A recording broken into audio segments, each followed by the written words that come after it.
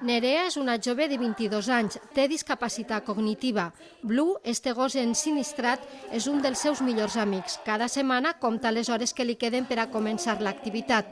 La teràpia li proporciona un refugi de pau i diversió. M'agraden molt els gossos, els animals, i d'això a mi em relaja molt.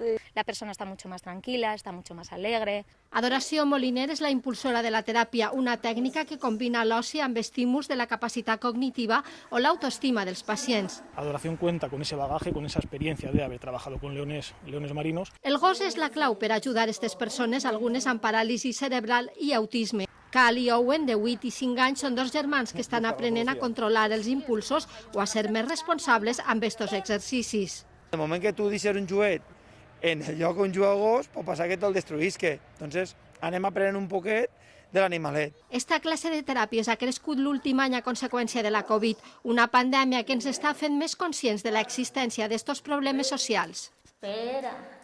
4, 5. Muy bien. Se lo damos. Eso es.